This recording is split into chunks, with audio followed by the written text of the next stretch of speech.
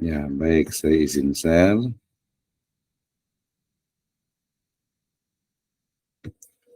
Ini harusnya.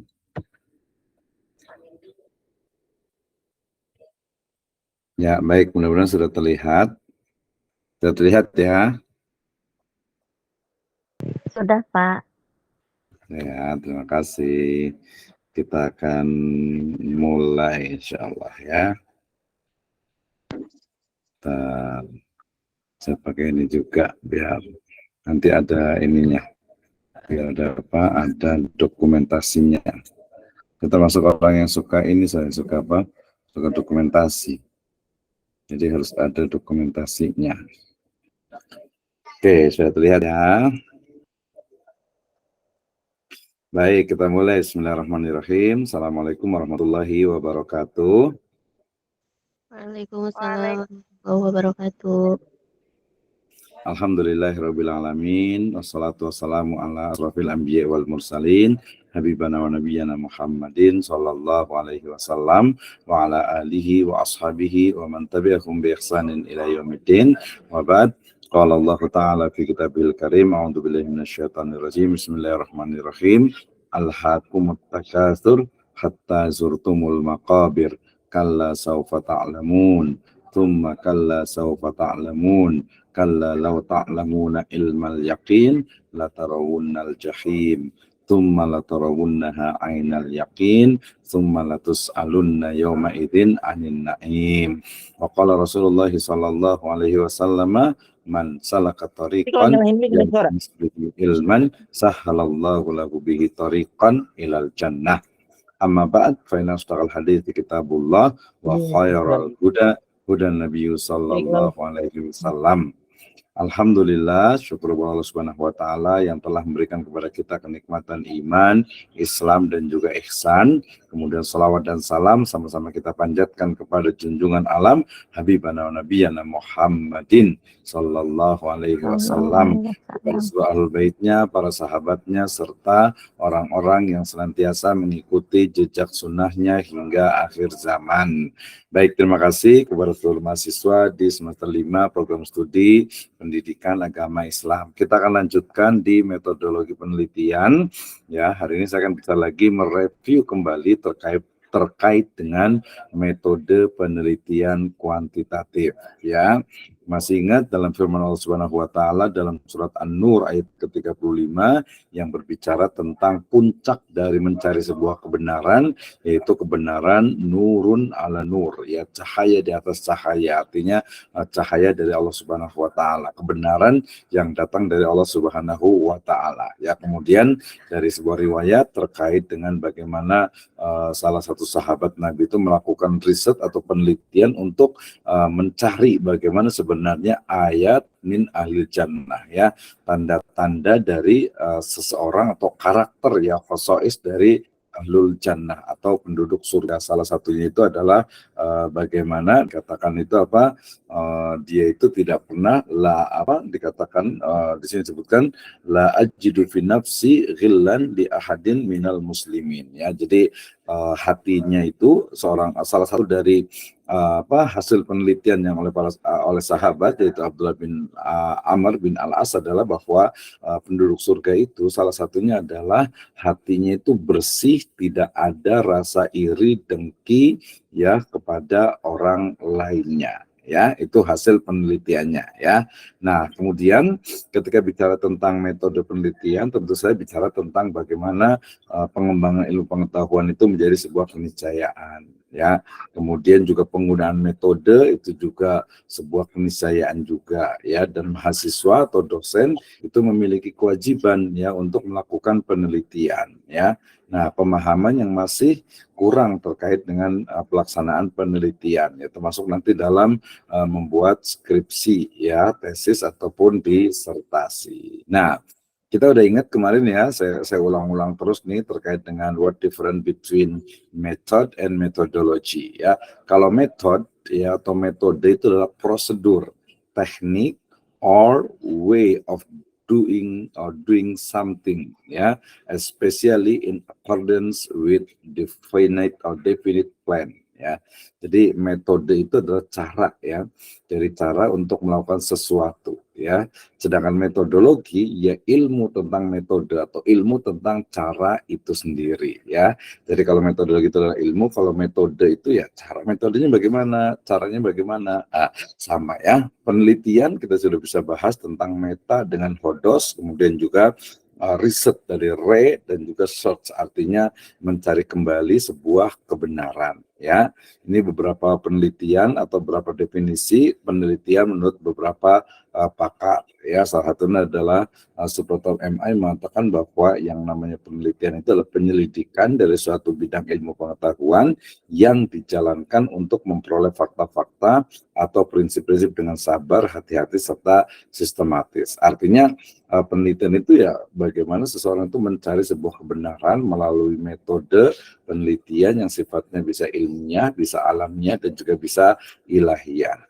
Ya, sedangkan Sugiono ya mengatakan bahwasanya metode penelitian adalah suatu cara atau proses ilmiah dengan tujuan memperoleh data dengan kegunaan dan tujuan tertentu. Ya, nah itu adalah apa? Adalah metode penelitian. Nanti boleh juga ya KKM, insya Allah kita tanggal 10 Januari sampai 10 Februari itu juga bisa menjadi salah satu juga apa media untuk kita mencari penelitian, mencari data ya, terutama nanti yang ada di desa tersebut. Oke ya, ini banyak sekali definisi, tapi intinya yang namanya metode penelitian itu adalah cara ya untuk mencari sebuah kebenaran atau cara untuk melakukan sebuah penelitian. Baik, nah dalam penelitian itu kita mengenal ada 3, yang pertama adalah kuantitatif, yang kedua adalah kualitatif, dan yang ketiga adalah mixed method ya. Nah kuantitatif sebenarnya dilihat dari sisi metodenya dan juga dilihat dari sisi caranya. Ya, sedangkan nanti penelitian berdasarkan tempatnya itu ada field research, ada lagi juga apa yang disebut dengan library research gitu ya. Itu adalah penelitian kuantitatif, berarti penelitian yang menggunakan statistik, angka sebagai standar ukuran kebenaran. Sementara kualitatif lebih kepada makna dari sebuah realitas, fakta, dan juga teksnya. Mix adalah gabungan dari keduanya. Oke, ya kalau di kuantitatif sudah belajar ya tadi itu tentang bagaimana menggunakan Microsoft Excel, kemudian juga menggunakan SPSS ya, dari mulai menentukan populasinya, kemudian samplingnya dengan teori tertentu ya, kemudian juga menurunkan dari variabel ke indikator, dari indikator ke instrumen gitu ya, sampai ke butir-butir pertanyaan. Nah kalau sudah di pertanyaan, kemudian nanti di uji hipotesis, kemudian juga nanti di uji normalitasnya dan seterusnya. Itu adalah kuantitatif ya. Sementara kualitatif seperti kemarin kita sudah bahas adalah belajar tentang atau metode penelitian yang memahami makna ya, makna baik itu yang ada di dalam teks ataupun ya konteksnya. Misalnya kemarin kan sempat ada yang nanya ya, kemarin tuh kapan ya, kelas lain kali ya, dia masih belum yakin nih tentang manusia itu apa, pernah nggak sih memang sampai ke bulan gitu ya. Nah kan berarti kita penelitiannya bukan tentang sampai ke bulan, tapi berita, cerita, atau mungkin juga kisah-kisah ya yang kita dengar tentang 3 orang, Aldrin, Neil Armstrong gitu ya. Nah yang apakah mereka itu betul-betul sampai ke bulan atau tidak. Nah, berarti kan kita melakukan penelitian, biasanya nanti kualitatif, tapi pendekatannya adalah historical approach atau pendekatan sejarah ya. Jadi kalau teman-teman ada yang suka ingin tahu misalnya tentang satu sejarah tertentu, misalnya benar atau enggak, bagaimana sebenarnya kronologinya gitu ya, maka menggunakan metode penelitian kualitatif dengan pendekatan ilmu sejarah atau dengan pendekatan namanya historical approach ya, pendekatan sejarah. Demikian juga kalau kita ingin tahu misalnya tentang fikih, tentang tafsir, tentang usul fikih gitu ya, nah atau tentang siroh gitu ya, ya maka kita cari gitu ya, kita cari referensinya menggunakan metode penelitian sejarah. Kalau tadi Al-Quran berarti dengan teks ya, kajian teks dan lain sebagainya. Oke, kuantitatif, kualitatif, dan mix. Mix itu ya campuran keduanya. Mungkin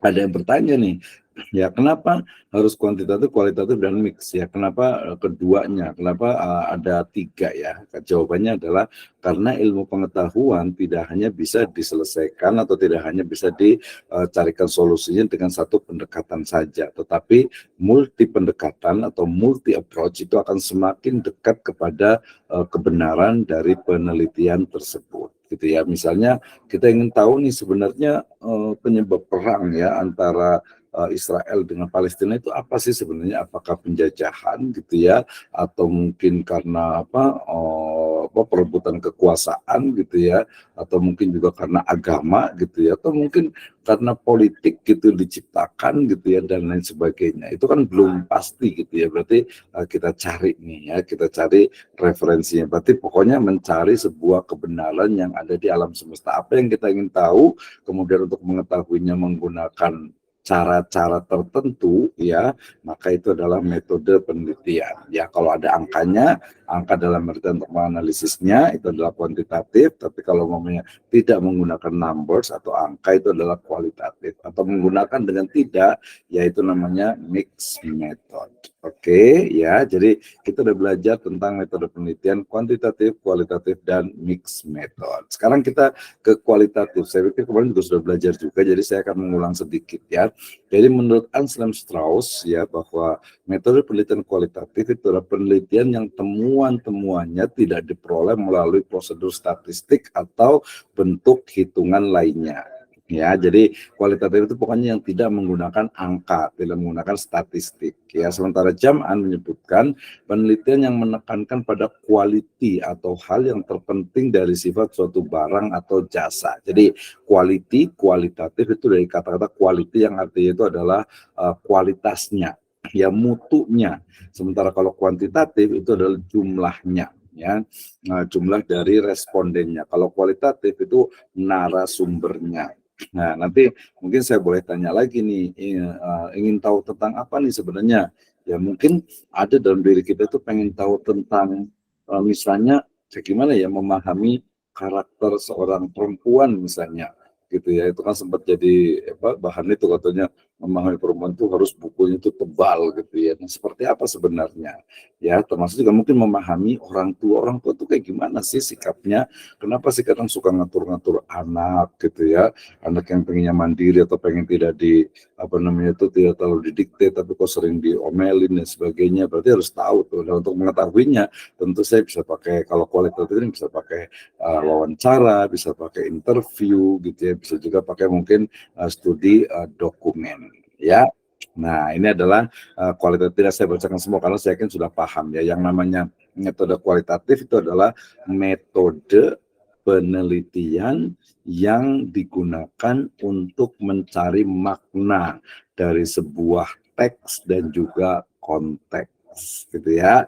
Oke ya. Kemudian kenapa harus kualitatif ya? Biasanya terkait dengan objek penelitiannya ya.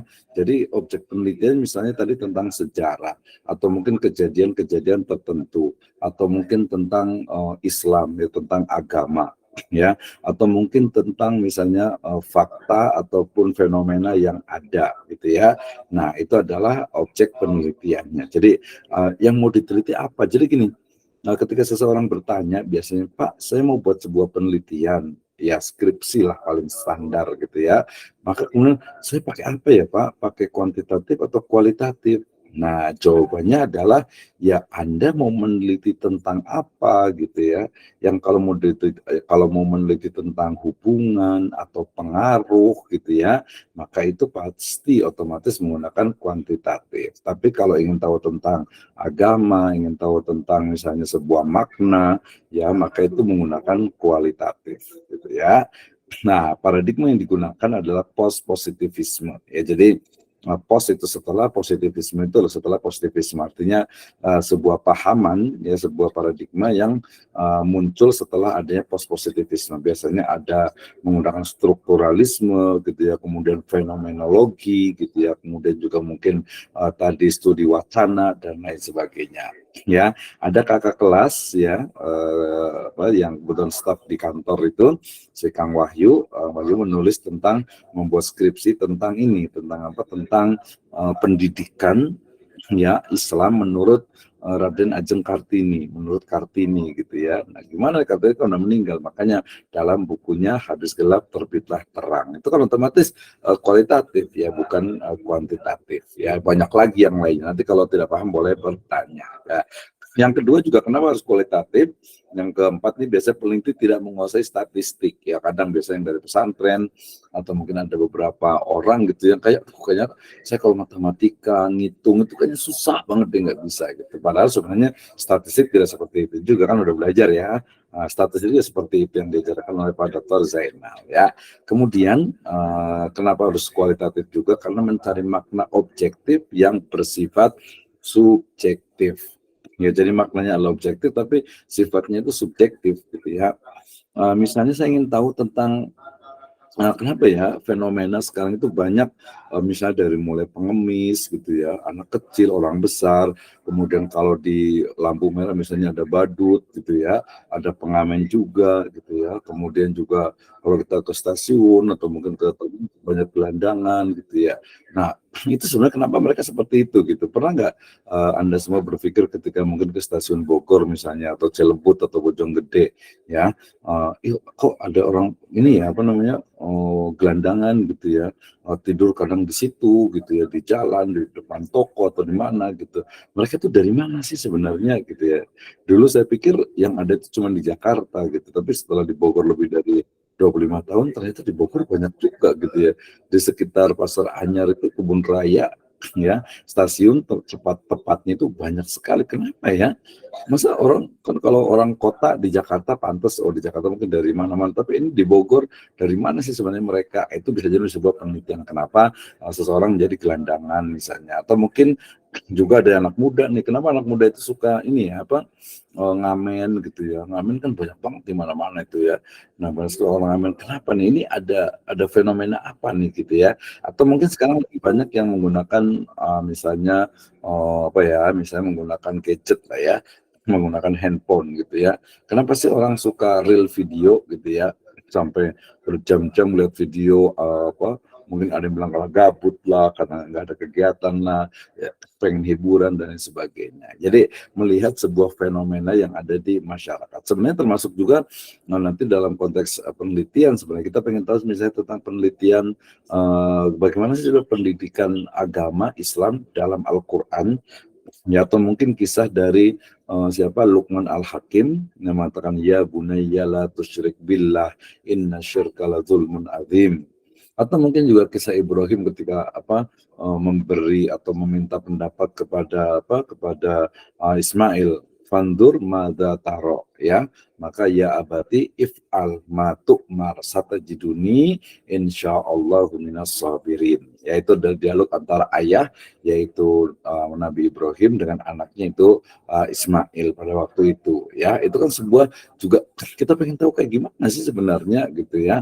Nah, jadi banyak sekali hal-hal yang belum kita ketahui yang harus diketahui menggunakan metode penelitian ya, utamanya yang kualitatif. Nah, tadi saya sebutkan bahwa paradigma kualitatif itu adalah naturalistik ya, alamiah. Kalau kuantitatif dia namanya itu scientific, paradigma keilmuan atau lebih disebut dengan paradigma ilmiah ya.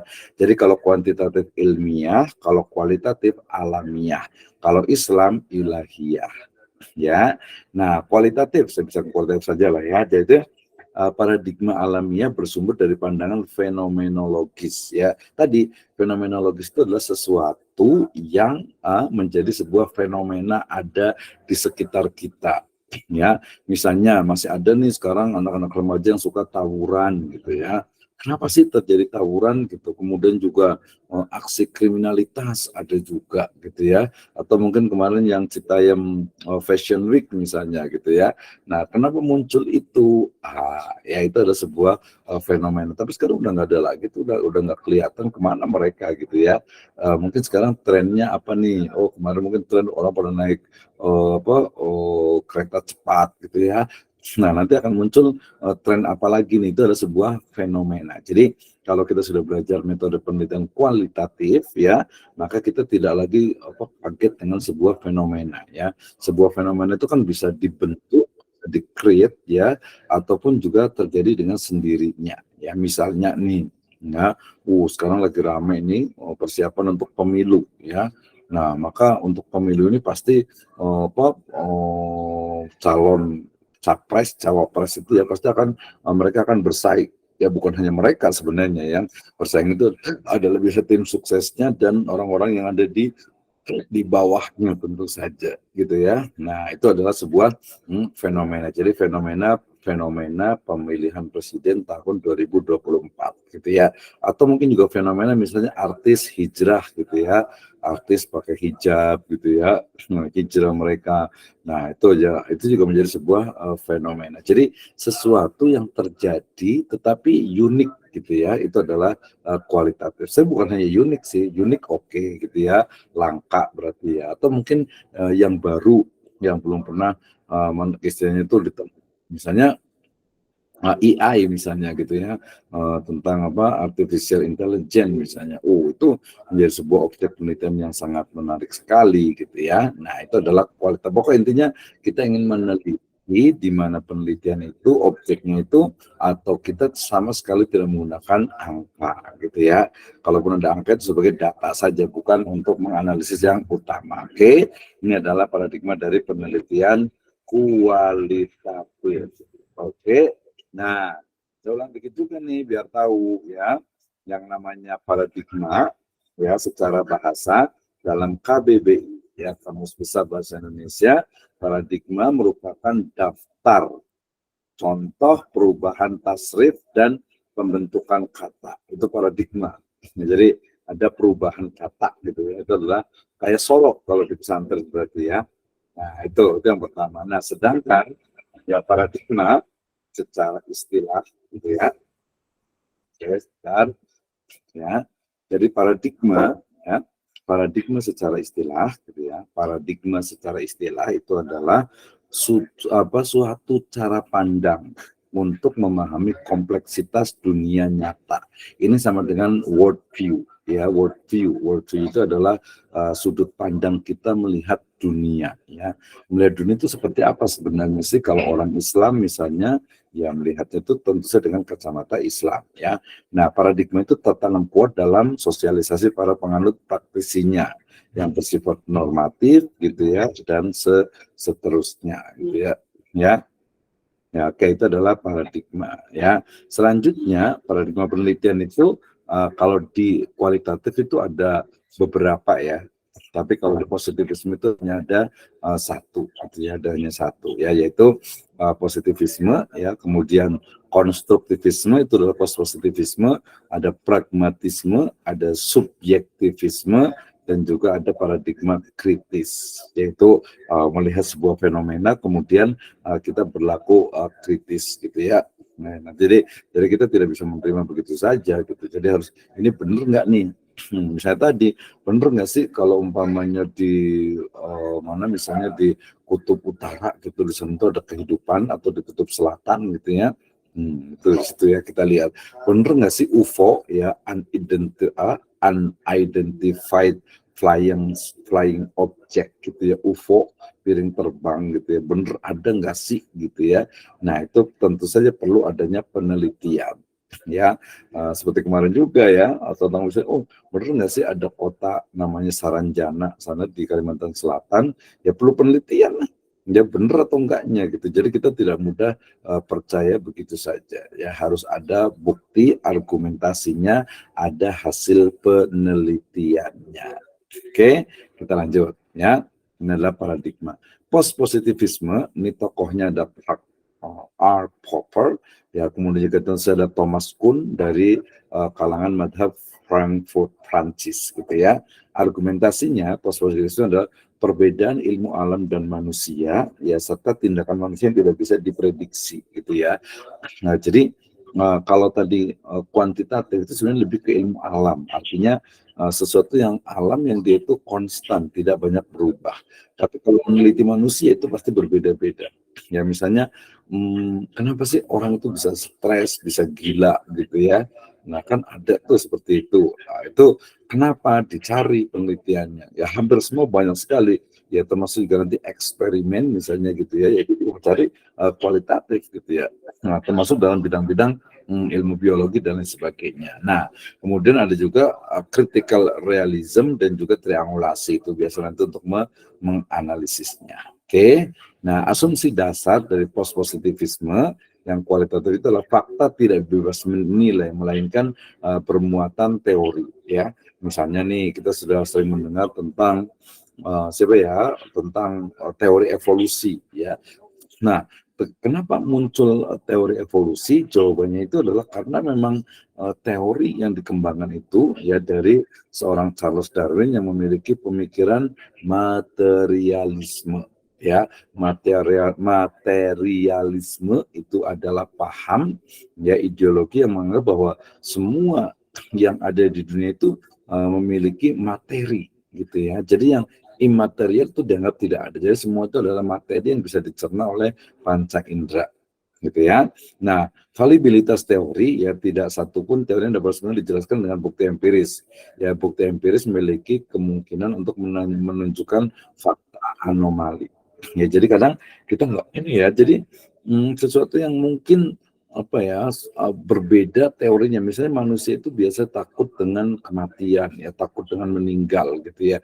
Tapi kalau kita lihat misalnya tuh pejuang-pejuang Hamas misalnya, mereka tuh bukan takut, malah berani gitu ya. Dalam Islam sendiri yaitu malah mereka tuh malah pengennya itu meninggal, pengennya itu mati syahid gitu. Itu kan unik gitu ya. Maksudnya bukan unik sih ya.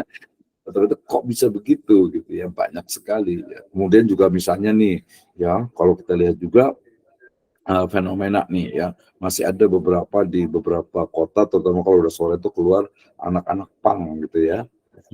Anak-anak pang itu. Nah, mereka kira-kira kenapa ya mereka seperti itu gitu ya? Oh, ada risetnya, sebagian mereka itu broken home, sebagian mereka itu kurang pendidikan di rumah, sebagian itu mungkin nggak ada kerjaan, nggak sekolah, nggak kuliah, maka mereka kemudian melakukan hal-hal yang seperti itu, dandannya, kebiasaannya, dan yang lainnya gitu ya.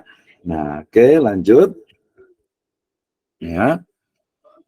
Yang berikutnya adalah bahwa yang namanya tadi asumsi dasar positivisme ya, dia itu adalah apa yang disebut dengan istilahnya itu tentang realitas adalah jamak individual. Jadi kebenaran itu bukan hanya satu, tetapi dia memiliki beberapa cara untuk mendapatkannya ya, sehingga fokus dari kajian positivisme adalah tindakan manusia sebagai ekspresi dari sebuah keputusan, gitu ya. Jadi kalau statistik juga sebenarnya perbuatan juga, cuman perbuatannya kalau statistik itu diukur, ya diukur dengan angka, gitu ya. Sedangkan kalau kualitatif tidak, jadi apa adanya. Oke. Nah, posisi aliran positivisme. Jadi positivisme itu lebih mempercayai proses verifikasi ya terhadap suatu temuan hasil observasi melalui berbagai macam metode, utama itu adalah triangulasi gitu ya. Nah, kemudian kedua, realism ya, atau realisme modern ya, bukanlah keluncuran dari aliran positivisme, tetapi merupakan perkembangan akhir dari pandangan positivisme. Jadi positivisme itu dia terus berkembang, terutama melihat ya alam semesta ini, bagaimana juga manusia. Kenapa ya manusia sekarang itu sudah banyak sekali perubahan dengan manusia yang ada di masa lalu misalnya ya. Nah, positivisme juga mengakui bahwa paradigma hanyalah berfungsi sebagai lensa, bukan sebagai kacamata. Jadi lensa itu ya untuk apa ya? Ya untuk melihat, memperbesar, memperkecil gitu ya lensa itu ya, sehingga semua pandangan itu benar, sedangkan realis hanya berkepentingan terhadap pandangan yang dianggap terbaik dan benar. Ya, jadi positivisme dia menolak pandangan bahwa masyarakat itu dapat menentukan banyak hal sebagai hal nyata dan benar tentang suatu objek oleh anggotanya. Ya, jadi itu adalah positivisme. Kemudian objektivitas merupakan indikator kebenaran yang melandasi semua penyelidikan, namun tidak menjamin untuk mencapai kebenaran. Jadi objektivitas maksudnya adalah tadi alamiah, apa adanya. Apa adanya, misalnya nih, kita mau buat penelitian tentang perilaku mahasiswa ketika belajar online. Ini pada ngapain ya, kan kita nggak tahu gitu ya, ada yang sambil rebahan, ada yang sambil tiduran, mungkin ada yang sambil nonton TV, ada yang sambil duduk serius gitu ya, di depannya makanan, atau mungkin ada yang ngopi, baru ngudut dirinya, atau mungkin ada yang ada sama temennya atau sama keluarganya. Itu beda-beda. Jadi masing-masing itu menunjukkan dari perilaku orangnya itu. Ya, nah tapi kemudian tadi juga tidak menunjukkan kebenaran, juga bisa jadi yang sambil rebahan santai gitu ya. Oh, lebih masuk nih kayaknya. Oh, tadi Pak Misno ngomong tentang kualitatif nih ya. Oh, saya nanti pengen tanya tentang penelitian tertentu misalnya. Bisa saja seperti itu ya. Jadi tidak menunjukkan istilahnya itu sebuah kualitas yang utama. Oke. Nah, kemudian ini dalam metode penelitian kualitatif itu berdasarkan istilahnya itu apa? Interaksinya itu ada dua. Yang pertama adalah interaktif, yang kedua adalah non interaktif. Interaktif maksudnya dia ada komunikasi, ada dialog ya. Yang pertama adalah etnografi, yang kedua adalah fenomenologi, yang ketiga adalah studi kasus atau case study, kemudian yang keempat adalah grounded theory atau teori dasar, dan yang kelima adalah studi kritis. Sebenarnya enggak, ini juga masih ada yang lainnya juga gitu ya, tinggal bisa dikembangkan. Yang kedua non interaktif. Non interaktif itu artinya dia nggak ada interaksi antara dia dengan manusia lain gitu. Makanya ada analisis teori, analisis konsep, kemudian nanti ada meta analisis gitu ya, kajian kepustakaan. Nah, itu semuanya adalah non interaktif, karena yang manusia yang peneliti itu dia nggak ngobrol dengan orang lain, dia hanya menghadapi teks, menghadapi istilahnya itu sebuah konsep gitu ya, tulisan dan lain sebagainya. Oke, interaktif dan non interaktif. Nah, kita sampai di sini sebenarnya. Jadi tentang jenis-jenis penelitian kualitatif, ya ternyata banyak sekali ya, mulai dari etnografi, mikroetnografi, etnometodologi, partisipan observation studies, ada interview studies, ada focus group studies, ada artifact analysis, ada historical studies and historiography, ada grounded theory studies, ada naturalistic inquiries, ada symbolic interactionist studies, ada narrative studies, ada educational criticism, ya, phenomenological studies, case studies, action research studies, collaborative studies, dan beberapa yang lainnya. Nah, jadi kualitatif ini dia akan lebih banyak. Kalau kuantitatif yang pernah belajar, ya biasanya itu ada deskriptif, kemudian komparasi, kemudian juga asosiasi. Asosiasi itu bisa pakai hubungan, ataupun juga asosiatif yang sifatnya itu korelasi atau pengaruh. Ya, itu aja paling gitu ya. Pokoknya pengaruh X terhadap Y, pengaruh X1 dan X2 terhadap Y. Itu aja kalau kuantitatif itu. Apalagi kalau S1 gitu ya. Jadi jelas itu ya. Nah, kita akan belajar tentang beberapa jenis metode penelitian, baik itu etnografi, ya, kemudian juga ada fenomenologi, ya, kemudian juga participation research, gitu ya, kemudian juga ada grounded theory, gitu ya, ada grounded theory, kemudian juga ada case study, ya, kemudian mungkin nanti zaman sekarang itu ada etnografi, ya, historical approach ada juga gitu ya. Nah, itu menjadi bagian yang kalau menurut saya itu sangat penting ya untuk dipelajari sehingga kita tahu, oh ternyata kalau saya membuat penelitian ini ternyata hasilnya adalah ini, metode yang digunakannya itu adalah ini misalnya, ya ini itu gitu ya. Pokoknya banyak lah ya, nanti kalau yang nggak paham ya boleh bertanya lah, tentu saja, silahkan gitu ya.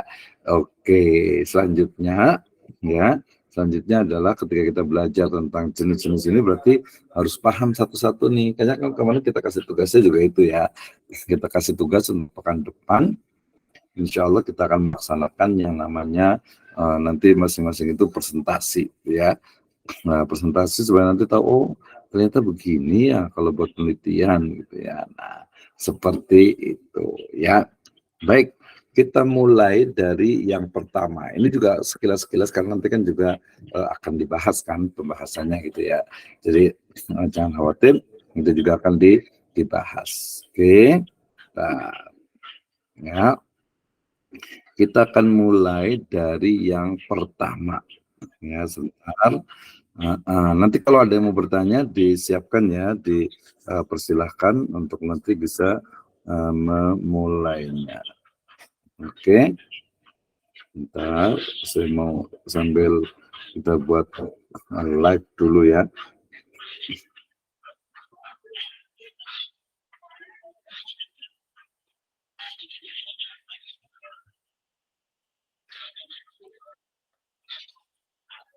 Baik, terima kasih. Ya, kita lanjutkan. Jadi jenisnya yang kita akan bahas itu adalah pertama adalah fenomenologi, kemudian etnografi, kemudian studi kasus, kemudian metode historis, dan juga grounded teori atau metode teori dasar. Ya, nah ini akan kita pelajari. Kita mulai dari fenomenologi. Nah, nanti kan ada yang kebagiannya ya. Ini saya buatnya sekilas saja, gitu ya. Apa yang dimaksud dengan fenomenologi? Ya, fenomenologi berasal dari kata-kata phenomenon. Ya, artinya adalah penampakan diri. Ya, sedangkan logos kita tahu itu adalah apa? Ilmu. Ya, berarti fenomenologi sebenarnya adalah ilmu tentang fenomena. Ya, bagaimana sebuah fenomena, sebuah fakta, sebuah data itu ada di mana? Ada di masyarakat, itu ada di misalnya di sekitar kita gitu. Tadi sebuah fenomena ya. Jadi fenomena itu adalah sesuatu yang sifatnya itu apa ya? Bisa dikatakan itu sebuah fakta yang mungkin berbeda dengan yang lainnya. Itu adalah fenomena. Itu adalah fenomena. Ya, nah yang dimaksud dengan fenomenologi itu adalah apa?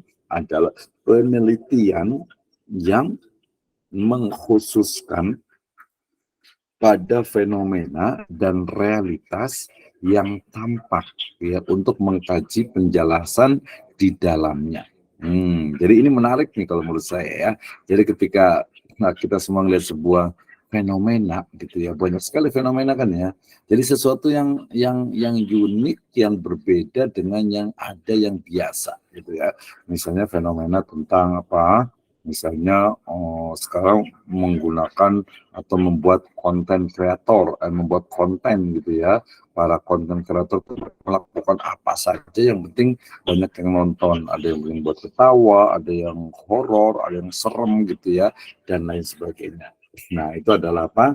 Itu adalah bagian dari apa? Dari sebuah fenomena. Ya. Oke, kita lanjut ya. Ini kurang ini. Oke, kita lanjutkan. Bentar. Begini.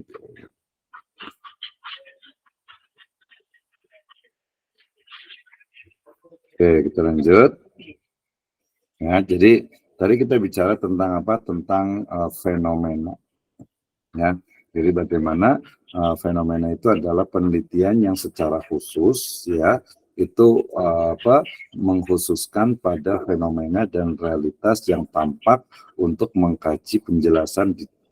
Jadi kita lihat nih apa sebenarnya itu ya. Sedangkan fenomenologi adalah terkait dengan metode penelitian yang bertujuan mencari arti atau makna dari pengalaman yang ada dalam kehidupan gitu ya. Jadi apa nih sebenarnya terjadi? Nah, penggalian data untuk menemukan makna itu menggunakan esensial dari fenomena, kemudian realitas atau pengalaman yang dialami oleh objek penelitian. Ya, misalnya apa nih ya? Sekarang misalnya di kelas ini siapa yang pengen jadi guru gitu ya. Nah, kenapa masih banyak orang yang pengen jadi guru? Oh, ternyata guru itu bagus lah ya. Nah, atau ada juga yang pengen jadi pengusaha, atau mungkin masih bingung juga mau jadi apa gitu, nggak tahu juga, ada juga mungkin gitu ya. Itu juga sebuah fenomena. Jadi kita lihat jadi makna dari fenomena itu. Nah, cara atau tahapan metode fenomenologi gitu ya, biasanya tahapannya adalah memperhatikan dan menelaah fokus fenomena yang hendak diteliti. Ya, fenomena apa nih? Misalnya jalan-jalan ke luar negeri, mungkin umroh backpacker gitu ya. Mungkin anak muda sekarang yang suka dance gitu ya. Mereka pengen jadi artis lah gitu, nyanyi lah dan lain sebagainya. Itu sebuah fenomena. Sehingga peneliti melakukan penggalian data berupa bagaimana pemaknaan objek dalam memberikan arti terhadap sebuah fenomena. ya, terkait dengan fenomena terkait gitu ya. Nah, yang ketiga penggalian data ini dilakukan dengan melakukan wawancara. Jadi fenomenologi itu ya wawancara, ya, interview, wawancara, kemudian observasi, dan juga mungkin nanti ada studi dokumen. Ya, jadi kalau kualitatif gampang ya, jadi hanya wawancara, kemudian juga nanti ada misalnya itu apa, ada observasi, ya, kemudian nanti ada kalau studi pustaka atau studi dokumen. Ya, kesannya gampang ya, tetapi sebenarnya sejatinya itu adalah apa? Adalah mencari sebuah kebenaran, gitu ya. Nah, ini yang pertama fenomenologi. Ya, jadi sekali lagi fenomenologi itu adalah metode penelitian yang digunakan untuk menganalisis fenomena yang terjadi dan mencari makna dalam atau yang ada pada fenomena tersebut. Tadi gelandangan misalnya gitu ya, atau mungkin gembel gitu misalnya gitu ya, atau mungkin tadi anak-anak pang gitu ya, atau mungkin banyak nih artis yang hijrah gitu ya, yang positif-positif gitu kan ya. Nah, ini banyak juga yang kuliah di Sirojul Falah misalnya. Nah, itu ya. Itu adalah bagian dari fenomenologi. Yang berikutnya, kalau fenomenologi ini dia peneliti tidak terlibat. Nah, sementara kalau etnografi itu dia terlibat. Apa itu etnografi? Etnografi adalah metode penelitian mengkaji bahasa dalam perilaku sosial dan komunikasi masyarakat, serta bagaimana bahasa tersebut diterapkan berdasarkan konsep budaya yang terkait. Ya, jadi ini etnografi sebenarnya bukan hanya bahasa, tapi ya bahasa itu sebenarnya sebagai inti dari budaya sebenarnya gitu ya. Ketika saya saya menggunakan di sini itu menggunakan bahasa Indonesia yang baik dan benar gitu ya, ya maka itu adalah sebuah apa? Memang sebuah fenomena gitu, sehingga oh kenapa ya menggunakannya bahasa yang baik benar, karena memang dunia akademik seperti itu ya, nggak mungkin ya saya misalnya saya pakai ana, antum gitu ya, atau mungkin pakai apalagi naudzubillah ya pakai gue, lo gitu kan nggak sopan gitu ya. Walaupun kalau yang sebaya mungkin iya, tapi kalau di dosen ya kita sudah terbiasa ya untuk menggunakan bahasa Indonesia yang baik dan benar gitu ya. Jadi etnografi adalah metode penelitian yang digunakan untuk apa? Menganalisis budaya yang ada di masyarakat. Budaya ini jangan dipandang hanya sebuah budaya tari-tarian, apa pakaian, bukan, tapi lebih luas lagi. Jadi budaya itu adalah tadi segala yang ada pada diri manusia, terutama dari sisi interaksi dan juga secara apa alamiahnya. Nah, jadi dua dasar dalam konsep etnografi, yaitu aspek budayanya, antropologi, dan juga bahasa linguistik gitu ya. Dari bahasa ini menarik nih ya. Kenapa tadi bahasa yang digunakan gitu ya, mungkin ada bahasa-bahasa yang mungkin apa ya, bahasa-bahasa non formal dan sebagainya gitu ya. Tujuannya apa? Tujuan dari etnografi adalah mengkaji bentuk dan fungsi bahasa yang tersedia dalam budaya, serta digunakan untuk berkomunikasi individu di dalamnya, serta melihat bagaimana bentuk dan fungsi bahasa tersebut menjadi bagian dari kehidupan manusia. Nah, itu namanya etnografi. Berarti metode etnografi itu adalah menginterpretasi kelompok sosial, sistem yang berlaku dan peran dijalankan, serta interaksi sosial yang terjadi dalam suatu masyarakat. Jadi interaksi lebih tepatnya, walaupun interaksi nanti lebih cenderung kepada sosiologi gitu ya. Jadi interaksi yang ada di masyarakat itu, yang ada pada orang-orang yang ada di bumi itu diteliti apa adanya, ya bisa observasi langsung, bisa interview, ya wawancara, dan juga mungkin bisa kalau sumbernya itu dokumen berarti dari studi dokumen. Oke ya, itu adalah etnografi. Nah, tujuannya, jadi tujuan dari etnografi itu yang pertama pada masa lalu itu adalah memang memahami rumpun manusia. Jadi mengetahui tentang budaya manusia. Oh, orang Minang begini, orang Sunda begini, orang Jawa begini, orang Madura begini, orang Bali begini, orang Lombok begini. Itu adalah ininya etnografi. Nah, tentu saja etnografi itu dia yang paling penting itu adalah apa? Risetnya, penelitiannya itu dia berpartisipan, artinya dia terlibat ya. Misalnya saya mau meneliti tentang sebenarnya orang-orang Cianjur itu kayak gimana sih perilaku mereka gitu ya. Atau mungkin ada sedikit stigma yang tidak tepat, misalnya saudara-saudara kita yang dari Medan misalnya dianggapnya itu keras gitu ya, orang Medan misalnya, orang Batak misalnya gitu, itu kan nggak boleh gitu ya, kita nggak boleh apa namanya suku dan sebagainya. Tapi kita pengen tahu sebenarnya seperti apa sih gitu, atau mungkin ada sebuah fenomena unik. Dan itu terjadi juga apa fenomenanya kalau orang yang tinggal di pantai, ini kebetulan slide-nya gambarnya pantai ya.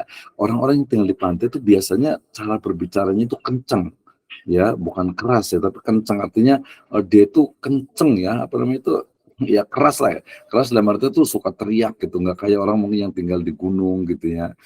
Gunung kalau gunung banget juga kayak fenomena yang ada di Turki misalnya, ya mereka itu komunikasi justru malah dengan apa dengan siulan gitu ya. Nah itu karena mereka itu karena jauh gitu ya. Kalau dulu teriak kan agak susah, capek gitu ya, makanya dia pakai namanya siulan itu ya. Di beberapa itu juga ada seperti fenomena, atau mungkin tadi ya di masyarakat ya tertentu gitu ya, cara bahasanya itu dia berbeda gitu ya, sehingga kesana kenapa seperti itu ya, itu perlu dipelajari. Jadi kita tinggal di sana, kemudian kita meneliti kenapa sih ya orang yang dekat pantai itu kok suaranya suka kenceng gitu ya. Nah itu kita cari, oh ternyata mungkin karena di pantai itu apa ya, ada angin, ada ombak gitu ya. Jadi kalau ngomong itu dia nggak bisa pelan gitu ya. Kalau pelan ya nggak kedengeran gitu ya. Maka dia harus teriak jauh. Belum lagi nanti dulu itu rumah orang-orang itu berjauhan, sehingga kalau manggil ya harus teriak gitu ya. Nah beda dengan sekarang. Itu adalah sebuah kajian etnografi. Sebenarnya etnografi ini kan dia bukan hanya budaya interaksi masyarakat yang tradisional, bahkan modern juga bisa gitu ya, terutama nanti untuk di riset pasar. Ya, misalnya kira-kira di zaman setelah pos atau pasca COVID ini, orang-orang yang datang ke mall itu mereka ngapain ya? Apakah mereka belanja gitu ya? Atau mungkin hanya jalan-jalan, mungkin ada makan gitu ya, seperti itu. Itu kalau kita teliti kan kita bisa lihat, kalau melihat saja itu adalah fenomenologi ya, fenomena. Tapi kalau kita terlibat, kita ikut juga mereka gitu ya, kita ikut makan di situ, mendengar mereka ngomongin seperti apa, observasi, kemudian ada interview, wawancara, studi dokumen. Itu namanya etnografi. Ya, jadi etnografi itu ditujukan ya untuk apa? Melayani manusia, yaitu dengan menyuguhkan problem solving bagi permasalahan di masyarakat, bukan hanya sekadar untuk ilmu. Jadi etnografi itu untuk ya mencari itu solusi ya, artinya sebuah teori yang muncul gitu ya. Misalnya tadi saya meneliti tentang masyarakat, mereka datang ke mall itu sekarang ngapain gitu ya. Setelah dia lihat ternyata, belanja enggak juga sih, jarang juga belanja nih, paling belanja yang biasa aja gitu ya. Ternyata mereka paling banyak itu kadang ada yang nonton, mungkin ada yang ke kafe gitu ya, atau mungkin makan bareng sama keluarga. Berarti ini nih, berarti kalau mau buat mall berarti cari buat tempat makan gitu ya, buat tempat makan yang representatif untuk bisa orang itu makan di situ. Itu berarti ada problem solving. Kemudian fokus penelitiannya adalah kegiatan atau ritual atau interaksi tertentu dalam masyarakat, bahasa, kepercayaan, cara hidup, dan lain sebagainya. Ya cara hidup kita tahu sekali, banyak sekali ya. Kenapa sih di Jepang itu ketika kita hormat itu kemudian kita menundukkan kepalanya gitu ya, badan kita ditundukkan gitu ya. Kalau itu sekarang kita ya, kalau Indonesia paling ya apa, salaman, jabatan gitu ya, dan seterusnya. Nah, itu kita mencari sebuah etnografi, mencari sebuah solusi ya. Karakteristiknya, jadi kalau etnografi itu dia adalah observatory partisipan, artinya dia betul-betul bergabung dengan ya subjek penelitian. Jadi kalau fenomenologi itu dia melihat, jadi gini, misalnya saya ingin tahu tentang ya keberagamaan misalnya gitu ya, yang cukup banyak sekarang di ini, yang orang-orang bawa ondel-ondel itu ya, yang anak-anak muda bawa ondel-ondel gitu, keliling jauh sampai ke gunung sana gitu ya. Mereka pada sholat nggak ya? Gitu ya, kita lihat nih, mungkin ada yang pernah lihat gitu. Terus mereka kira-kira kayak gimana sih mereka? Apa ada yang dibayar atau mereka inisiatif sendiri atau seperti apa? Kalau kita hanya melihat saja itu fenomenologi.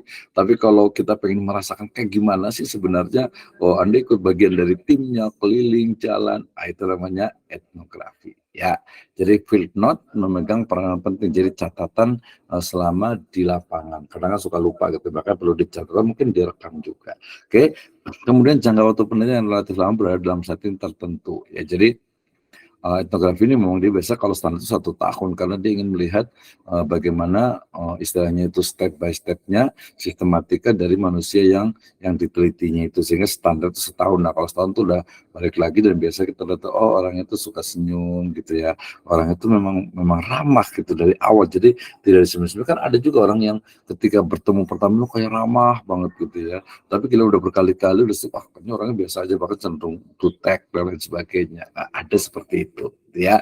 Jadi kita ingin lihat hasilnya. Kemudian wawancara yang mendalam dan tak terstruktur serta mengikut sertakan interpretasi penelitinya. Jadi nanti wawancaranya kalau istilahnya apa ya, etnografi ini ya dia tidak terstruktur gitu. Jadi yang ngikuti pas mungkin lagi jalan kita ngobrol nanya gitu ya, kemudian ketika mereka jalan lagi buat nanya lagi data-data seperti itu. Jadi mengalir gitu, mengikuti dari objek penelitiannya itu sendiri gitu ya. Oke ya, ini adalah karakteristik etnografi. Berikutnya ini cara menganalisis menggunakan etnografi ya, mulai dari collecting ethnographic data ya, mengumpulkan data etnografi ya, kemudian setelah itu baru making ethnography record itu ya, membuat rekaman, artinya itu mendisplay mirip ya, membuat rekaman etnografi, kemudian menganalisis data etnografi, menulis etnografinya itu sendiri, kemudian selecting etnografi project ya, baru asking ethnographic question. Nah, itu dia saling berkesinambungan. Jadi tahapan-tahapannya itu harus dilalui gitu ya. Jadi menganalisis etnografi datanya, cara mengumpulkan datanya, kemudian merekam dari setiap kegiatan mereka gitu ya, ataupun selecting an ethnographic project, atau mengambil ya, menyeleksi dari project-project etnografi. Jadi penelitian etnografi itu pada batasan tertentu ya, misalnya saya pengen tahu tentang pernikahan adat Sunda misalnya gitu ya.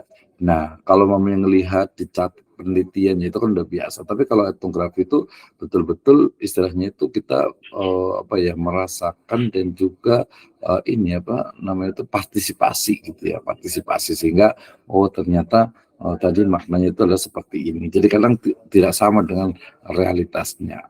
Nah, case study yang berikutnya atau studi kasus, apa itu? Yaitu meneliti suatu kasus atau fenomena tertentu yang ada dalam masyarakat yang dilakukan secara mendalam untuk mempelajari latar belakang, keadaan, dan interaksi yang terjadi. Jadi ini case study. Case study sebenarnya lebih kepada ya kasus tertentu, dia pada fokus. Misalnya apa nih? Jadi misalnya pemilu nih ya. Oh sekarang itu banyak berubah, banyak yang mungkin calon-calon itu sudah gerilya tuh untuk bagaimana menaklukkan para pemilih gitu ya. Nah, jadi tadi meneliti kasus ya. Yang kedua, studi kasus dilakukan pada suatu kesatuan sistem yang bisa berubah suatu program. Ya, jadi bisa program, bisa kegiatan, bisa peristiwa, atau sekelompok individu yang ada pada keadaan untuk kondisi tertentu. Jadi kita pengen tahu case study itu. Jadi kasusnya itu dibatasi. Cara menganalisis ya kuantitatif gitu ya. Oke. Kemudian, nah tahapannya kalau untuk yang case study ini, studi kasus, mulai dari wawancara, kemudian observasi, kemudian studi dokumenter. Ya, jadi studi kasus itu adalah memahami, menelaah, dan menafsirkan makna yang didapat dari fenomena yang telah diteliti tersebut. Nah, itu tahapannya, mulai dari identifikasi. Jadi semangat nih, ngopi dulu ya. Biar nggak ini nih ya. Oke, identifikasi dan pembatasan masalah, penyusunan pertanyaan pokok, kemudian penentuan sampel purposes ya, kemudian pengumpulan analisis dan interpretasi sampai penyusunan laporan. Ya, jadi gampang sekali seperti ini. Ya, langkah pertama menyeleksi topik penelitian. Langkah kedua, menentukan masalah dan fokus penelitian. Langkah ketiga, mendesain rancangan penelitian. Yang keempat, mengumpulkan data. Yang kelima, menganalisis data. Yang keenam, menggeneralisasi temuan. Yang ketujuh, memvalidasi temuan. Yang kedelapan, menulis laporan penelitian. Udah, kelas ya, selesai, done atau finish gitu ya. Nah, berikutnya itu tadi yang di case study. Kalau metode historis atau sejarah, itu fokus penelitian adalah peristiwa-peristiwa ya yang sudah berlaku dan melakukan rekonstruksi masa lalu dengan sumber data atau saksi jari yang masih ada hingga saat ini. Gitu ya. Jadi sejarah. Jadi meneliti tentang Bogor itu dulu tahun 1800 kayak gimana sih gitu ya. Atau mungkin Jakarta itu seperti apa sih zaman penjajahan Belanda itu kayak gimana sih orang itu gitu ya. Itu adalah historical apa sumber datanya sebetulnya berbagai catatan sejarah, artefak, laporan verbal ataupun juga saksi hidup yang masih ada. Itu yang kuat kalau saksi hidup malah ya. Nah, kemudian ciri khas penelitian historical adalah waktu di mana fenomena dilihat perkembangan atau perubahannya berdasarkan pergeseran waktu. Jadi kalau mau penelitian kualitatif ya memang historical ya waktu kapan mau menelitinya. Maksudnya masa kapan diteliti itu gitu ya. Misalnya meneliti tentang mahasiswa misalnya gitu ya. Oh setelah UTS misalnya dan seterusnya ya. Nah, kemudian kajian penelitian historical approach lebih banyak bergantung pada data observasi orang lain yang sudah terlebih dahulu melakukan penelitian. Bukan hanya data observasi, melainkan juga milik peneliti itu sendiri. Ya, jadi harus kuat anak tulisan dengan juga lisannya atau sumber dari referensinya. Nah, ya mudah-mudahan jelas. Sumber penelitiannya apa? Dalam historical approach pertama adalah bersifat subjektif, sistematis, akurat, dan juga otentik gitu ya. Jadi otentik, nah itu penting tuh ya untuk kita pelajari gitu ya. Objektif artinya apa adanya.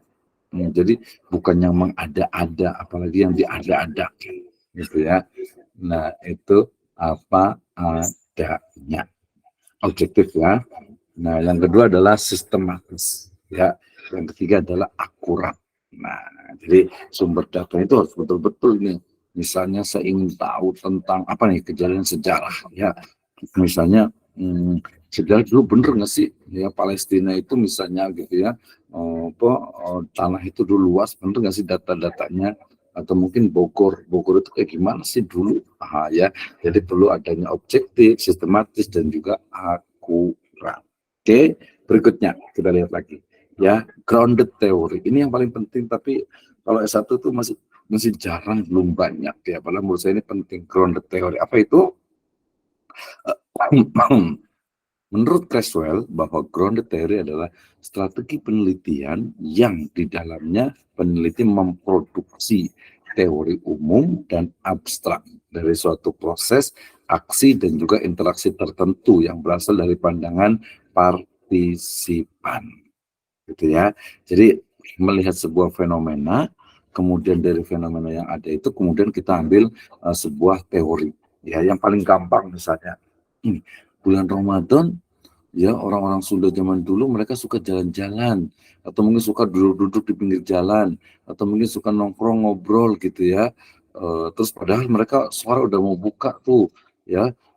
Terus ada yang bilang kayak bisi kaburu-burit gitu. Encan pan ya rek ngabuburit. Jadi muncullah istilah ngabuburit gitu ya. Ngabuburit itu berarti menjadi apa ya ngabuberang gitu. Ngabuburit itu berarti ya intinya adalah menunggu waktu sore atau menunggu waktu berbuka gitu ya ngabuburit. Jadi burit itu kan sudah sore, sudah petang, udah mau malam lah gitu ya. Jadi ngabuburit. Jadi itu berarti adalah grounded theory. Ada istilah-istilah tertentu. Gitu ya. Tujuannya apa? Menemukan suatu teori atau menguatkan teori yang sudah ada ya dengan mengkaji prinsip dan kaidah dasar yang ada, lalu dibuat kesimpulan dasar yang membentuk prinsip dasar dari suatu teori. Ya, jadi melihat sebuah fenomena, orang pada Ramadan, pada sore-sore, pada jalan-jalan, pada keluar, pada nongkrong, itu berarti ngabuburit. Oh, jadi udah tahu tuh ngabuburit gitu ya. Kemudian mungkin ada fenomena apa nih? Fenomena mungkin mahasiswa kupu-kupu gitu ya. Mahasiswa kupu-kupu itu kuliah pulang, kuliah pulang, kuliah pulang gitu ya. Atau mungkin ada mahasiswa kura-kura gitu ya. Mahasiswa kuliah rapat, kuliah rapat, kuliah rapat. Ya, ini biasanya mahasiswa aktivis nih biasanya gitu ya. Atau mungkin ada apa namanya istilahnya itu mahasiswa yang kuda, wow, betul siap sih ya, kuliah dahsyat pokoknya tuh.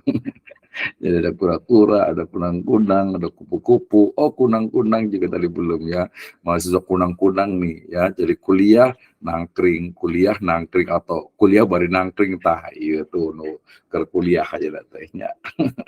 Nah, itu kunang-kunang gitu ya. Jadi kuliah udah kuliah ngobrol dulu, nongkrong dulu sama teman-temannya, kongko dan lain sebagainya gitu ya. Ya kalau positif sih belajar bareng nggak ada masalah gitu ya. Oke, itu adalah grounded theory. Jadi peneliti dalam grounded theory itu dia memilih mana fenomena yang dapat dikatakan fenomena inti dan mana yang bukan dan dapat diambil dalam bentuk atau dibentuk sebuah teori. Ya, teori tadi yang paling simpel seperti itu ya. Teori kalau sekarang ya banyak sekali teori yang berkembang. Oke, nah pengumpulan datanya melalui studi lapangan, observasi, pembandingan antara kategori, fenomena, kemudian situasi berdasarkan berbagai penilaian. Ya, jadi misalnya dulu ramai banget orang itu pada beli bunga gitu ya. Orang banyak banget ramai banget tukang bunga itu panen gitu ya. Kemudian beli masker, kalau beli masker mah jelas ya karena memang apa namanya COVID gitu ya, masker gitu ya, sampai sekarang masih ke bawah masih banyak yang suka pakai masker ya, ya bagus aja sih gitu ya, nggak ada masalah sih ya, silahkan saja gitu. Atau mungkin tadi fenomena apa nih ya yang ada di mahasiswa ya, kayaknya mahasiswa itu mungkin kalau lihat dari sisi apa namanya tasnya misalnya. Oh ada yang kuliah itu pakai tas itu banyak diisi semua dalamnya gitu ya, kompor masuk kali gitu ya. Saking banyaknya sampai keberatan tasnya tuh ya. Tapi ada juga yang bawa tas cuman paling buku satu sama mungkin handphone udah gitu ya. Atau ada juga yang mungkin dia cuma bawa handphone doang atau tablet doang gitu ya. Kalau nggak tablet ya mungkin kapsul gitu ya atau pil gitu ya. Itu dibawa gitu kan ya. Nah itu ya apa ya? Ya itu fenomena gitu. Ternyata tipe-tipe mahasiswa juga berbeda-beda. Dosen juga sama. Ada dosen yang mungkin karena apa ya tekanan hidup kali gitu ya. Jadi ketika mengajar itu ngobrol, curhat deh gitu ya, malah cari cerita dirinya gitu ya. Oh itu ya mungkin lagi ini kali gitu ya. Tapi bukan di sini sih, bukan di Siljuval, tempat lain lah gitu. Jadi malah dosennya malah jadi curhat jadinya gitu ya. Nah, jadi tipe-tipe manusia. Misalnya kalau kita lihat juga mahasiswa nih apa ya? Kalau kita lihat itu ada yang singkatnya itu S, kemudian M, kemudian A, kemudian L, small gitu ya, small bukan smart. Ya. Jadi maksud itu ada yang S pertama itu adalah seadanya. Bari gogoleran we, ngadang bukan ngadenge Pak Misno lah gitu ya. Itu namanya seadanya gitu ya.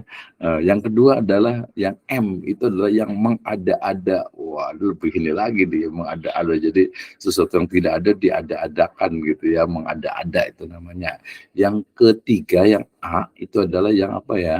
Ya apa adanya gitu ya, atau ada apanya nih, atau ada-ada aja nih ya, ada-ada saja gitu ya, cari yang beda lah, cari inilah gitu ya. Nah, yang keempat, yang terakhir, S seadanya, M mengada-ada, yang A ada-ada saja, kemudian L adalah luar biasa atau lebih dari adanya ya. Lebih dari adanya itu ya dia ya apa penampilannya biasa tapi belajarnya serius gitu ya. Ini kayaknya rata-rata juga sama, HP-nya dimatikan tapi dia benar-benar serius nih mencatat gitu ya. Wah itu yang lebih dari adanya. Datang juga on time gitu ya. Wah belajar juga pengennya offline. Semangat banget, ini adalah mahasiswa yang lebih dari adanya. Jadi sesuatu yang mungkin apa disebutnya itu over, kalau itu kan dikatakan itu juga underestimate, jadi overestimate. Jadi kita melihat ini kayaknya biasa, pas lihat ternyata luar biasa. Oke ya, lanjut. Ini ada pengumpulan datanya, studi lapangan, observasi, pembandingan antara kategori, fenomena, dan studi berdasarkan berbagai disiplin. Analisisnya Bisa level 1 coding, initial coding dan juga open coding. Level 2 itu adalah focus coding, kategori development. Kemudian level ketiga adalah coding, yaitu Excel dengan thematic coding. Dan level keempat itu adalah theories can emerge from saturated categories and themes. Ya, ini di level yang keempat. Jadi masing-masing untuk penelitian yang grounded theory itu dia berbeda-beda gitu ya di grounded teorinya. Oke. Terakhir ada studi dokumen atau dokumen study ya, kajian yang menitik beratkan pada analisis atau interpretasi bahan bertulis berdasarkan konteksnya gitu ya. Jadi ayat Al-Quran, hadis, fikih, pendapat ulama dan lain sebagainya, buku-buku tulisan, itu masuk ke dalam penelitian adalah studi dokumen atau dokumen study ya. Nah, bahannya itu bisa buku teks, bisa surat kabar, bisa majalah, surat, film, catatan harian, naskah, artikel, dan sejenisnya. Termasuk juga zaman sekarang itu ya sumber dari elektronik dari internet. Misalnya teman-teman pengen mau meneliti tentang kalau untuk yang di kayak Twitter udah nggak ada ya, X ya, aplikasi X, kemudian Facebook, kemudian Instagram itu bisa menggunakan atlas.ti. Jadi untuk melihat sebuah berita, misalnya ini berita ini sumbernya dari mana sih gitu ya, makanya ketahuan gitu ya, atau mungkin yang paling trending di YouTube atau mungkin juga di internet itu apa sih? Dia biasa pakainya algoritma, jadi mencari yang sering muncul dan seterusnya. Gitu ya. Oke, kemudian kredibilitas yang tinggi yaitu dokumen harus yakin bahwa naskah itu otentik. Nah, ini pentingnya nih ya. Kalau kita mau buat penelitian tentang sejarah, misalnya teks, maka ya teksnya itu harus kita bisa. Ya kalau perlu, kalau teksnya adalah bahasa Arab, berarti harus betul-betul paham bahasa Arabnya.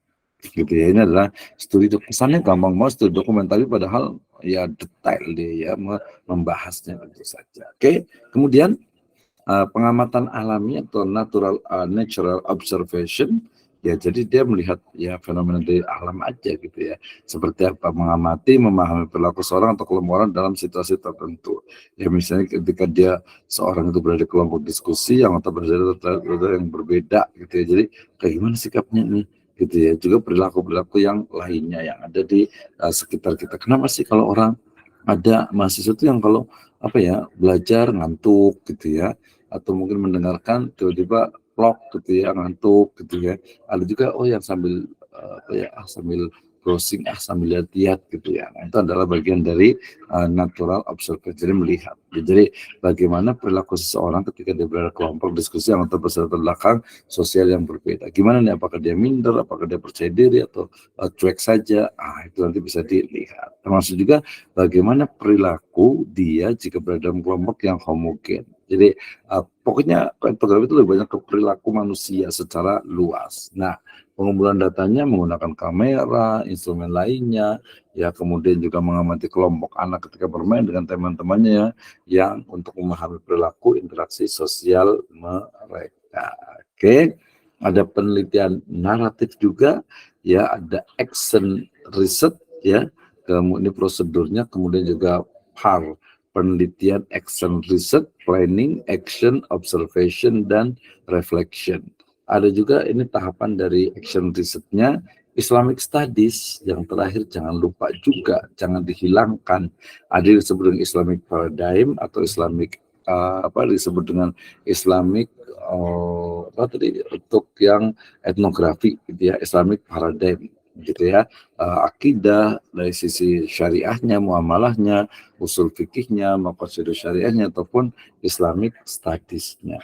Nah, ini perlu dipelajari. Usul fikih approach-nya ini kalau pakai usul fikih penelitiannya, jadi dia dimensinya itu adalah fikih gitu ya. Ada istimbat, ada istidlal, ada lagi maqasid syariah. Ini contoh penelitian misalnya saya meneliti tentang syariah wedding organizer ya. Nah, ini yang mau nikah kan harus lihat dulu nih, nyari-nyari dulu. Nah, ini syariah wedding organizer yang bagus yang mana ya? Gitu, yang syar'i yang mana ya? Harus dicari ya. Kemudian wakaf berbasis teknologi blockchain ya. Ini ada maqasidnya Al-Is bin Abdul Salam ya. Kemudian juga ada juga Imam Al-Jurjawi ya. Kemudian ada lagi Abdul Al-Ma'ali, Abdul Malik bin Abdullah Al-Juwaini. Kemudian ini implementasi maqasid syariahnya Imam Al-Juwaini, ya ini maqasid syariahnya Ibnu Asyur, ya implementasi dari maqasid syariahnya Ibnu Asyur ada, ya kemudian juga Abu Zakhro yang terakhir ini ya membahas tentang maqasid syariah, diantaranya adalah tahdhibul fat, kemudian iqamatul adalah dan juga al-maslah. Ya, ini Abu Zahraq ketika bicara tentang maksud, jadi harus betul-betul penelitiannya seperti ini.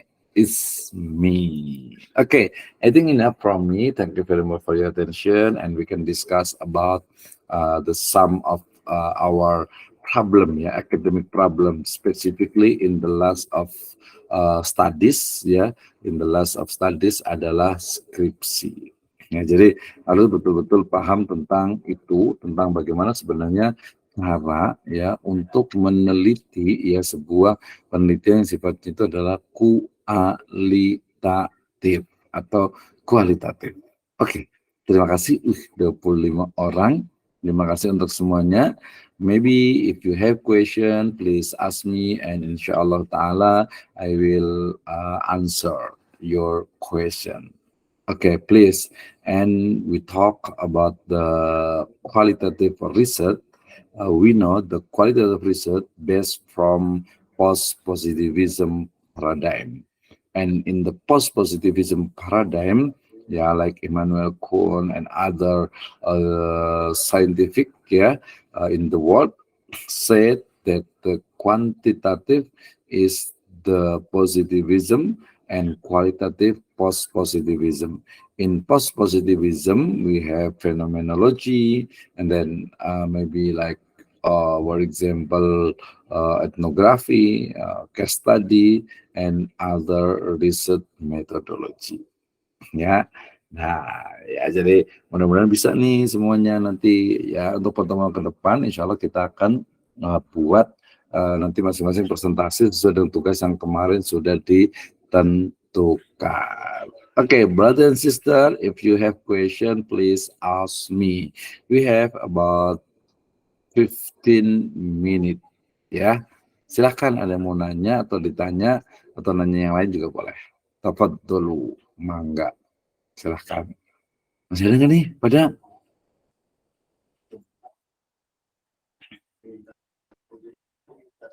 Halo? Boleh tidur nggak Halo nih? Pak, masih ada. Iya itu Bu Wina Maracin ya. Oke, silakan kalau ada mau bertanya. Ada Muhammad siapa nih ya? Nur apa siapa ya? Namanya nggak kelihatan. Nur Diansyah. Oke, silakan kalau ada yang mau bertanya ya. Oh, saya ini dulu ya, jangan keluar dulu nih. Saya mau istilahnya itu saya mau print screen. Print screen dulu ya. 1, 2, 3. Okay, thank you very much for Brother Sultan Putra. Please, time for you. Oke Pak, thank you for the time. Pak, Assalamualaikum warahmatullahi wabarakatuh. Waalaikumsalam warahmatullahi wabarakatuh. Sultan ingin bertanya sedikit melenceng Pak ya tentang apa yang seharusnya kita bahas Pak ya. Ini perihal skripsi nanti untuk kita ke depannya Pak. Sultan mau bertanya. Ketika kita nanti memulai skripsi, apakah dosen pembimbing untuk kita memulai skripsi itu dia itu ketika kita memilih kuantitatif, apakah dosen pembimbingnya emang khusus kuantitatif atau emang berbeda Pak? Atau khusus gitu? Ya. Segitu Pak. Oke, kita ngopi dulu biar semangat.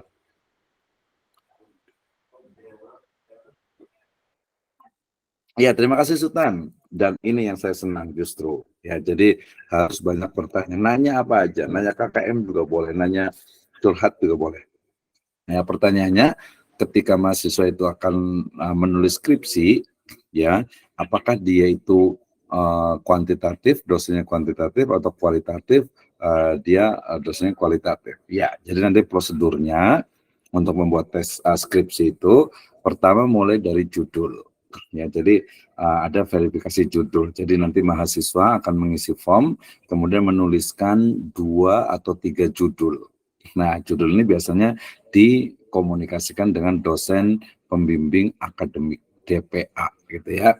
Nah, jadi akan nanya, nanti juga dosen itu akan nanya, Anta kamu mau kuantitatif atau mau kualitatif? Yang mau diteliti apa sih gitu. Sebenarnya yang benar itu adalah Anda mau meneliti apa gitu ya. Ketika Anda meneliti ini, ya meneliti tentang pengaruh, tentang sekolahan, tentang hubungan, oh itu berarti kuantitatif. Anda bisa nggak pakai kuantitatif? Gitu. Oh bisa Pak, oh ya udah lanjut kuantitatif. Nanti dosennya siapa ya? Dosennya nanti ya terutama dosen yang memang paham tentang metode kuantitatif gitu ya. Nah biasanya ya kadang bisa request, tapi biasanya oh kuantitatif ya udah ini aja, memang dia sudah terbiasa. Yang kualitatif ya ini gitu. Jadi ditentukan, tapi kita juga berhak untuk menanyakan. Jadi tenang saja. Jadi urutannya tadi, pertama adalah verifikasi judul. Mahasiswa menyetorkan judul minimal 2 atau 3 judul. Nanti kemudian akan ditanya gitu ya satu-satu. Ya kenapa pilih ini? Kenapa kuantitatif? Bisa nggak kuantitatif? Bisa nggak Microsoft Excel, Word, Excel ya sorry, Excelnya, kemudian mau pakai SPSS bisa apa enggak nih? Hitung-hitungannya bisa apa enggak nih? Oh bisa Pak saya. Oh, ya udah lanjut gitu ya. Kuantitatif aja, berarti nanti fokus di kuantitatif. Atau mungkin wah Pak saya dari pesantren nih Pak, saya kayaknya nggak bisa deh angka-angka kayak gitu, susah gitu ya. Saya pakai ini aja deh, misalnya pendidikan anak usia dini di dalam Al-Quran misalnya. Oh ya udah berarti tafsir maudhu'i, berarti nanti dikasih pembimbing itu adalah ustadz aja gitu ya, ustadz misalnya orang yang paham tentang kualitatif, utamanya adalah tafsir maudhu'i gitu ya. Jadi seperti itu Sultan. Ya tadi saya nyari nomornya Sultan mana dulu pernah saya save gitu, sampai tadi saya ketinggalan sampai agak hampir lewat waktunya itu ya tadi itu ngirim linknya itu ya. Sultan seperti itu. Jadi nggak usah khawatir. Jadi masing-masing kalau dosen yang bagus itu memang mestinya dia akan menyerahkan kepada mahasiswa, dan dosen itu kan tahu juga ente jadi antum kan ini pesantren itu udahlah yang ini aja lah, tentang kitab Turus aja, tentang kitab kuning aja gitu ya. Kalau perlu skripsinya pakai bahasa Arab malah tuh gitu ya. Atau mungkin ini kayaknya pintar nih gitu ya. Terus dia juga suka udah kuantitatif aja, gampang di sekolahan gitu ya. X terhadap Y misalnya judulnya adalah pengaruh pendidikan orang tua terhadap kedisiplinan anak gitu ya, atau mungkin pengaruh motivasi belajar mahasiswa terhadap hasil belajar atau prestasi gitu ya, atau mungkin pengaruh dari jumlah hafalan Al-Quran terhadap akhlak siswa. Ya udah itu pakai kuantitatif, gampang juga, gampang, semuanya gampang kalau kita mau pelajari. Yang susah itu adalah yang tidak mau belajar gitu ya. Jelas sekali, semua ada pembimbingnya. Oke, jelas? Other question, please. Tadi ada yang mau nanya ya, angkat tangan ya. Jangan-jangan angkat tangannya menyerah nih. Oke, please, Brother Muhammad Nurdiansah. Ya, Assalamualaikum, Pak. Waalaikumsalam, silakan. Nurdin mau nanya, untuk pemilihan judul gitu ya, buat skripsi, sebaiknya itu seperti apa gitu loh, Pak? Untuk lebih spesifiknya gitu loh. Ya, betul. Terima kasih. Ini penting juga nih. Ya, jadi pemilihan judul sebenarnya yang tepat itu bukan pemilihan judul, tetapi pemilihan topik atau tema. Temanya mau apa, topiknya mau apa, baru nanti mau judul ya. Jadi mau diteliti itu apa gitu ya. Jadi yang mau diteliti itu topiknya tentang apa, judul bisa belakangan. Nah, tapi ya samalah maksudnya gitu ya. Jadi ketika kita mau memilih topik, memilih judul, memilih tema dalam penelitian gitu ya, maka yang paling penting pertama yang wajib itu adalah harus sesuai dengan program studinya. Program studi kita adalah pendidikan agama Islam. Nah, sehingga karena pendidikan agama Islam harus skripsinya adalah tentang pendidikan agama Islam. Nggak bisa tentang waris, nggak bisa tentang ekonomi, tentang bisnis, ya ditolak lah gitu ya. Jadi fokus kepada pendidikan agama Islam. Utamanya nanti di SMA, di SMP, dan di SD. Walaupun nanti kalau di SD itu nanti ada PGMI, ya, atau PGSD. Kalau yang TK itu ada PIAUD, ada PAUD gitu ya. Nah, jadi PAI, Pendidikan Agama Islam. Bagaimana problematikanya itu yang wajib harus diikuti. Selain itu ya ditolak pasti. Itu yang pertama. Yang kedua adalah topik atau tema ya yang memang kita itu suka, yang kita itu memang senang gitu ya. Oke, senang gitu. Kayak senang deh, saya mau neliti tentang ini aja deh, tentang anak santri aja deh, tentang pesantren deh. Ah ya udah, karena dia senang ya udah itu. Gitu. Kok yang itu saya mau neliti tentang ibu-ibu pengajian. Kayak gimana sih ibu pengajian itu rajin banget ngajinya gitu ya. Tapi apa namanya, efeknya kayaknya kurang nih, gitu boleh juga. Yang penting ada pendidikan agama Islamnya. Oke ya, jadi nantinya akan diserahkan ke mahasiswanya, ya ke mahasiswanya. Jadi dari mulai tadi sesuai prodi yang kita suka, kemudian ada juga nih mungkin masuk di sini yang sedikit suka challenging. Wah, saya dekat kemarin ngomongnya challenging kan, yang menantang gitu ya. Yang menantang itu artinya kayaknya pengen lihat yang ini, orang jarang ada nih. Biasanya orang-orang yang suka mental baja nih ya, tapi bukan baja ringan, apalagi baja hitam gitu ya. Jadi mental baja, benar-benar baja gitu ya. Jadi yang challenging, yang menantang gitu ya. Nah, ada juga yang penelitian skripsi ini tujuannya itu adalah agar dapat networking ya, agar dapat jaringan, agar dapat pekerjaan bisa juga. Misalnya tadi saya nanya kan, kita nanya di mana ya? Oh, di kelas 5 juga ya. Jadi pesantren, sekolah Islam terbaik di sekitar Cibinong itu apa kira-kira ya? Oh mungkin katanya Al-Madinah katanya gitu ya, atau mungkin Al-Azhar Sifabudi gitu ya, atau mungkin yang lainnya gitu ya. Kenapa? Saya pengen ngajar di situ, saya pengen kenal orang di dalam. Ya udah, penelitiannya di situ aja, mumpung kita masih mahasiswa gitu kan ya. Kemarin juga ada kakak kelas juga yang penelitian di Al-Madinah. Ya, atau mungkin di sekolah yang non muslim misalnya. Kemarin saya ngisi juga di sekolah Insan Pertiwi kan di Cibinong itu ternyata ya pemiliknya non muslim gitu ya. Kayak gimana sih pendidikan agama Islam di sekolah non muslim, gitu ya. Jadi yang menantang, atau mungkin saya pengen neliti di sini biar kenal sama kepala sekolahnya, kali aja bisa ngajar di situ. Boleh juga, kenapa tidak gitu ya. Sedikit pragmatis ya bolehlah gitu ya. Seperti itu. Jadi dalam memilih judul, lebih tepatnya topik atau tema, pertama adalah sesuai dengan prodi, kedua yang kita sukai, yang ketiga itu adalah menantang gitu ya, yang keempat itu adalah mungkin memberi peluang bagi kita keduniaan ya, mungkin mengajar dan sebagainya ya.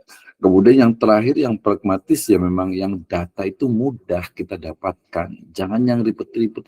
Saya pengen keren, mau nelitinya itu di Turki, jauh banget gitu ya. Di Malaysia jauh lah. Di Padang jauh lagi. Jakarta jauh, udahlah Cibinong aja, Karadenan gitu. Yang deket-deket aja gitu. Enggak ini gitu. Nah, itu juga jadi ini kan. Jadi cari yang betul-betul memang yang kita bisa lakukan, data yang mudah kita akses ya. Jadi jangan yang saya pengen keren, cari yang beda gitu ya. Nah, ya sebenarnya tidak bertentangan dengan challenge. Tadi Pak kan bilang yang challenging. Ya iyalah, challenging. Cuman kan bisa apa enggak gitu. Kalau nggak bisa ya jangan dipaksakan gitu ya. Oke, itu untuk Ustaz Muhammad Nurdiansyah ya.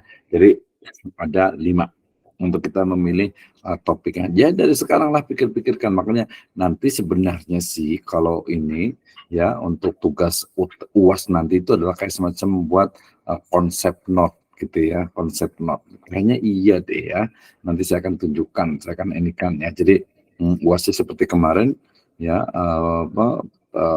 open book tapi membentuk semacam konsep note ya, tapi yang kualitatif ya. Atau mungkin yang kuantitatif boleh juga sih kayaknya. Boleh juga kayaknya, nanti tinggal ditanyakan, nanti kita bisa diinikan. Oke, terima kasih. Yang lain ada yang bertanya lagi? Atau kita masih ada, saya kasih diskon saja, kurang lebih 3 menit lagi ya, 3-5 menit lagi. Silakan kalau ada yang mau bertanya tentang tesis, tentang skripsi, tentang kuliah, tentang UASnya. Jadi kayaknya UASnya itu kita nanti akan membuat konsep note. Konsep note juga paling cuma 1-2 halaman gitu ya, 1-2 halaman terkait dengan dengan istilahnya itu tulisan-tulisan. Nanti berarti tinggal kayak kemana aja, tinggal memindahkan saja ya. Oke, ada pertanyaan? Silahkan. Masih ada berapa tadi? Ada 26 orang ya. Saya buat ininya dulu, tadi yang dulu juga ya. Tapi di sini kadang suka ada nggak kelihatan yang 4 orang ini ya. Yang suka nggak kelihatan biasanya nih. Ya, 12 orang ketutupan, padahal kita sudah pakai ini. Ya, silakan ada yang mau tanya, 2 menit lagi. Ya, nah, sementara saya mau buat yang ubah tata letak. Ini sudah otomatis bersusun, kemudian susunannya itu sudah sangat banyak, udah 49, tapi kenapa nggak bisa ke sini ya? Masih ada 3 nih yang belum, yang ketutup nih, harusnya bisa nih. Oke, silakan, ada atau tidak? Kalau tidak ada berarti nanti PR-nya ya adalah pikirkan dari sekarang tentang judul tesisnya, skripsinya, baik itu kuantitatif ataupun kualitatif. Nanti boleh tanya ke saya di pertemuan yang akan datang, gitu ya. Kemudian pertemuan akan datang, nanti masing-masing siapkan untuk presentasi dan semuanya harus siap untuk presentasi, ya. Kemudian nanti baru berikutnya dalam menganalisis, jadi minimal tahu di kualitatif, karena kuantitatif kan sudah sama Pak Dr. Zainal. Oke, yakin? Ada yang masuk lagi nih, udah lewat ini ya. Udah di 30 nih. Ya, baik itu dulu ya. Intinya tadi siapkan untuk istilahnya mata kuliah untuk bahan skripsi ya dari sekarang. Kalau tidak paham nanti boleh ditanyakan sistematikanya, urutannya dan seterusnya. Demikian, wallahu a'lam bishawab. In wajadtum sawaban fahuwa minallahi azza wa jalla, in wajadtum khata'an fahuwa minni wa minasyaitan. Wa hayya nahtatim hadal barnamij aw hadhihi dirasa bi du'ai kafaratul majlis walhamdulillah. Subhanakallahumma wa bihamdika asyhadu an la ilaha illa anta astaghfiruka wa atubu ilaik. Walhamdulillahi rabbil alamin. Wassalamualaikum warahmatullahi wabarakatuh. Waalaikumsalam warahmatullahi wabarakatuh.